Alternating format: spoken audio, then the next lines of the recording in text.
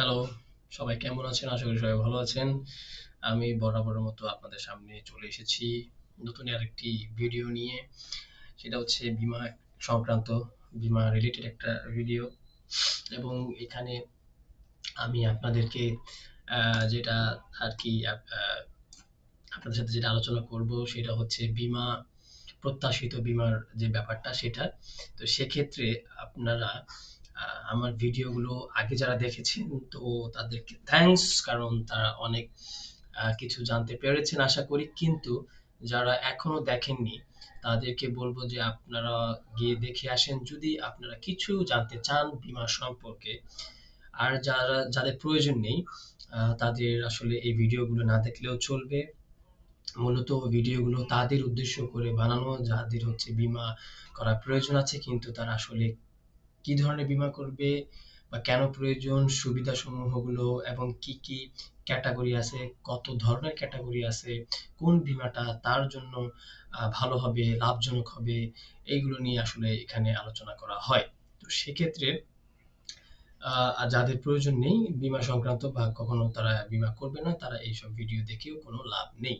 এবং যারা ভিডিও দেখে চলে যান কিন্তু সাবস্ক্রাইব করেন না, তাদেরকে আসলে আমি বলবো যে যদি ভিডিও ভালো লেগে থাকে জাস্ট শুধু দেখে চলে গেলে হবে না, এটা সাবস্ক্রাইব তো করে দিতেই পারেন, হ্যাঁ? তো একটা সাবস্ক্রাইব করে দিন।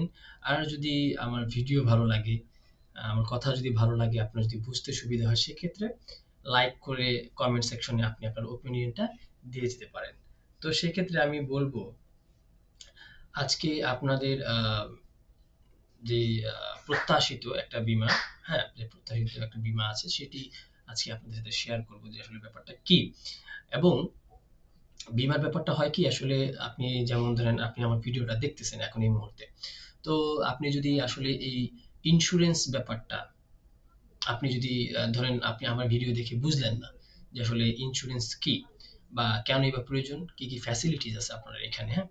তো আমি বরাবরের মতো বলে থাকি বা বলেছি যে আপনারা যারা আমার ভিডিও দেখেও বুঝেন না যে আসলে ইন্স্যুরেন্স কি, কেন প্রয়োজন, এগুলোর সুবিধা অসুবিধা কি কি, কোনটা আপনার জন্য ভালো হবে, তাদের জন্য আমার একটাই পরামর্শ থাকবে, আপনারা আপনাদের পার্শ্ববর্তী নিকটবর্তী যে কোনো একটা ইন্স্যুরেন্স কোম্পানিতে গিয়ে তাদের সাথে আপনারা কথা বলুন। তারা সুন্দর করে আপনাকে আরো ভালো করে বুঝিয়ে দিবে। ওকে, সো আর সময় নষ্ট না করি, যারা আর কি আমার ভিডিও দেখে কিছুটা বোঝেন তাদেরকে অন্তত বোঝানোর চেষ্টা করি। ঠিক আছে, তাহলে আমরা ভিডিওর মধ্যে চলে যাই, মানে অন্তত ভিডিওর মধ্যে তো আছি, মানে কথার মধ্যে চলে যাই, মেন পয়েন্টে চলে যাই। ওকে, সো আজকে হচ্ছে প্রত্যাশিত মেয়াদি বীমা লাভ সহ। তো এই প্রত্যাশিত মেয়াদি বীমা যেটা লাভ সহ আপনাকে দিবে, তাদের কিছু কন্ডিশন আছে, হ্যাঁ?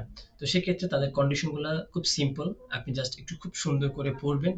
আর আমি তো আছি বোঝানোর জন্য, আমি নিজেও আপনাদেরকে পড়ে বোঝানোর চেষ্টা করব। তো সেক্ষেত্রে প্রত্যাশিত মেয়াদি বীমা যেটা লাভ সহ সেটা হচ্ছে আপনাকে প্রত্যাশিত মেয়াদি বীমা ৩ দফা প্রদান পরিকল্পনা হিসেবে বীমা গ্রাহক মহলে সুপরিচিত। তাহলে কয় দফা প্রদান পরিকল্পনা? এটা হচ্ছে ৩ দফা। হুম? আমি আবার রিপিট করছি আপনাদের সুবিধার্থে। প্রত্যাশিত মেয়াদি বীমা ৩ দফা প্রদান পরিকল্পনা হিসেবে বীমা গ্রাহক মহলে সুপরিচিত।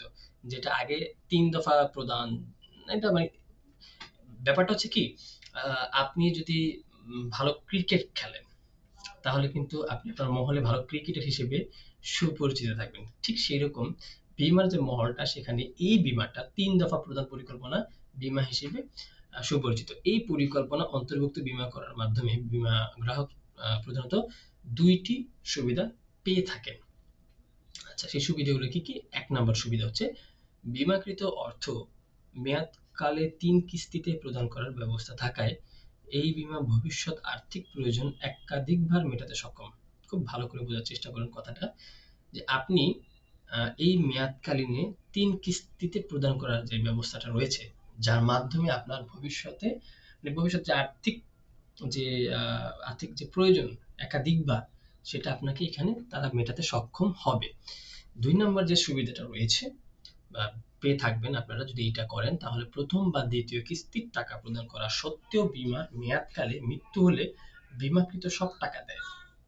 খুব সুন্দর একটা ফ্যাসিলিটিস, অপরচুনিটি দিয়েছে আমি বলব, যে আপনি ৩ কিস্তির মধ্যে ১ম ২ কিস্তি আপনি প্রদান করেছেন। ৩য় কিস্তি প্রদান করার আগে আপনার যদি মৃত্যু হয়ে যায় বাই এনি চান্স, তাহলে আপনাকে বিমাকৃত সব টাকা দিয়ে দিবে তারা। এই বীমা আহ, এই বীমা 12, 15, 18, 21, 24 এবং 30 বছর মেয়াদের হয়ে থাকে।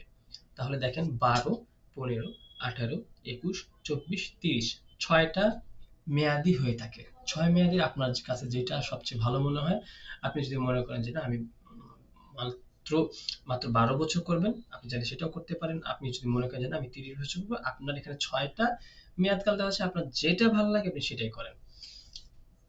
ওকে, মেয়াদকালীন বিভিন্ন সময়ে দেয় কিস্তির মেয়াদকালীন বিভিন্ন সময়ে সময় দেয় কিস্তির পরিমাণ নিম্নরূপ। সেটা হচ্ছে 1 নাম্বার যেটা, সেটা হচ্ছে মেয়াদের 1/3 কাল অতিবাহিত হওয়ার পরে বিমাকৃত অঙ্কের শতকরা 25 ভাগ। আপনি যে 3টা মানে বীমার যে কাল, আপনি 12 বছর করলেন, 12 বছরে তাহলে 12কে 3 দিয়ে ভাগ দিন, তাহলে হয় 4। তাহলে আপনি যখন 4 বছর অতিবাহিত করবেন, তারপর হচ্ছে আপনার বিমাকৃত অঙ্কের শতকরা হয়ে যাবে 25%। হ্যাঁ, 25%। 2 নাম্বার আছে 2% সময় অতিক্রান্ত হওয়ার পরে আবারও শতকরা 25 ভাগ। মানে আপনি আপনার ওই যে 12 বছর যদি করেন সর্বনিম্ন, তাহলে সেটা 3 ভাগ করলে 4 বছর করে 3 4 12। তাহলে আপনাকে প্রথম কিস্তি হচ্ছে 4 বছর, দ্বিতীয় কিস্তি ধরলাম 8 বছর। 8 বছর পরে আপনার আরো 25% বেড়ে যাবে। 2/3 সময় অতিক্রান্ত হওয়ার পরে আবার 25 আবারও শতকরা 25 ভাগ। লাস্ট যেই আপনার সুবিধাটা, এটা হচ্ছে মেয়াদ শেষে বাকি 50 ভাগ। তাহলে প্রথম দুই সেশনে আপনাকে 50 ভাগ বাড়িয়ে দিবে, তারপরে মেয়াদ শেষ হয়ে গেলে আপনাকে বাকি 50 ভাগ বুঝিয়ে দিবে। নির্দিষ্ট মেয়াদ পূর্তিতে বা তার আগে মৃত্যু হলে লাভ সহ পরিকল্পনায় অর্পিত সমুদায় বোনাস প্রদান করা হয়। আমি বরাবর যেটা সবসময় বলে এসেছি, আপনাকে ইন্স্যুরেন্স কোম্পানি গুলো যেটা করে সেটা হচ্ছে আপনার ইন্স্যুরেন্স করা অবস্থায় যদি আপনি মারা যান, তাহলে হয় আপনাকে তাদের এইটা কিছু টার্মস এবং কন্ডিশন থাকে এবং ক্যাটাগরির উপর ডিপেন্ড করে আপনি কোন ক্যাটাগরিতে পড়েছেন। তো এই ক্যাটাগরিতে তারা বলছে যে আপনি যদি সম্পূর্ণ মেয়াদটা পূর্ণ হয়ে যায়, মেয়াদ পূর্তিতে হলে বা তার আগে যদি আপনার মৃত্যু হয়ে যায়, তাহলে আহ তারা আপনাকে লাভ সহ পরিকল্পনা অর্পিত সমুদায় বোনাস প্রদান করবেন। ঠিক আছে?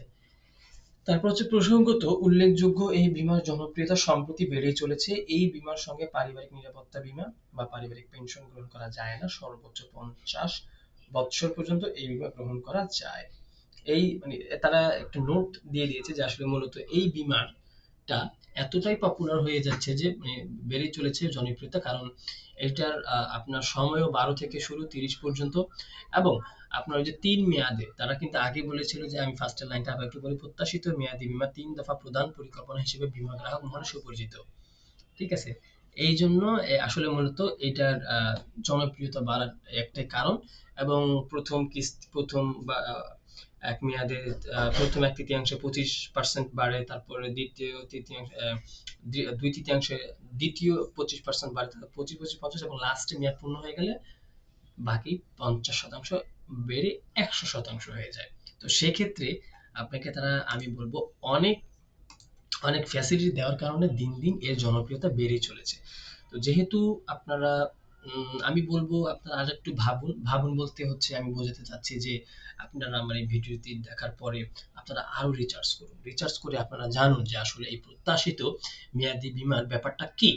আপনারা আরো রিসার্চ করেন, আরো ভিডিও দেখেন, আরো আর্টিকেল পড়েন এবং সম্ভব হলে নিকটস্থ কোনো বীমা কোম্পানিগুলোতে গিয়ে, যেকোনো একটা কোম্পানিতে গেলে হবে, গিয়ে তাদের সাথে কথা বলুন, সরাসরি কথা বলে জানুন যে আসলে ব্যাপারটা কি। তো মূলত আপনি যদি এইটায় ইন্টারেস্ট থাকেন, তো সেক্ষেত্রে আপনার হচ্ছে আমি বলবো আপনারা এখানে এটা করতে পারেন। কারণ দেখা গেছে যে আপনার এখানে খুব অল্প একটা মেয়াদ, এবং অল্প মেয়াদ যদি বেশি পুঁজি হয় তাহলে আপনি কেন করবেন না। এবং আরো অনেকগুলো আছে, অনেক ক্যাটাগরি আছে। আমি এই পর্যন্ত যতগুলো ক্যাটাগরি, তার মধ্যে আমার মনে হয় যে এটাই বেস্ট। তবে সামনে আরো অনেক ক্যাটাগরি নিয়ে আসবো। তো সেক্ষেত্রে যদি আমি তো যেহেতু আমার একটা এক্সপেরিয়েন্স হচ্ছে এইসব এসবের বিষয়, এই বীমার বিষয়, তো সেই ক্ষেত্রে আমি লাস্টে একটা ফাইনাল যে ভিডিওটা দিব, সামারি যেটা দিব বীমা সম্পর্কে, সেটা আসলে আমি বুঝতে পারবো যে আসলে এইটাই বেস্ট নাকি পিছনে যেগুলো বলেছি তার মধ্যে একটা বেস্ট, নাকি সামনে যেগুলো বলবো তার মধ্যে কোনো একটা বেস্ট হবে। সো আজকের ভিডিও এই পর্যন্ত ছিল। সবাই ভালো থাকবেন, সুস্থ থাকবেন। আল্লাহ হাফেজ।